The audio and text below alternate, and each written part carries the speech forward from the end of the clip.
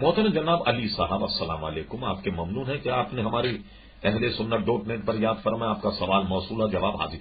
आपने पूछा कि लड़के और लड़की के बाहमी रजामंदी से निकाह के मुतालिक आपका फतवा क्या है। आपने इस फतवे में वजाहत नहीं की कि इससे मुराद आपकी क्या। अगर लड़का और लड़की अकेले बैठकर तन्हाई में अपना निकाह कर लें तो बिलाशुबा ये निकाह हराम है और इस पे जो अमल सरजद होगा वो जिना कहलाएगा। अलबत्ता लड़का और लड़की बाहमी रजामंदी से शरीयत के मुताबिक अगर निकाह करें ये निकाह जायज हो जाएगा, यानी गवाहों की मौजूदगी में। एक सूरत तो ये।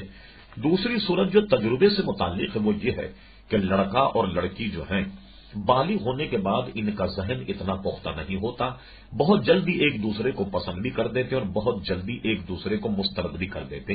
खानदान वालों को शामिल करने का फायदा ये होता है कि माँ बाप नहायत तजुर्बेकार होते हैं, उन्होंने एक दुनिया देखी होती है।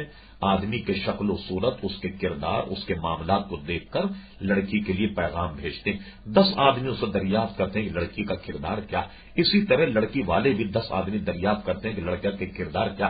इस तहकीक और जुस्तजू में कोई खराबी अगर होती है तो वो माँ बाप तक पहुंच जाती, जिससे निकाह करना न करने पर वो गौर और फिक्र करते हैं। लड़का लड़की एक मौके पर इकट्ठे होकर मान लिया कि शरीयत के तकाजों के मुताबिक भी निकाह कर लें, लेकिन अपनी जहन और अकल गैर पुख्ता होने की वजह से उम्मन देखा गया कि ये निकाह ज्यादा दिन नहीं चलते।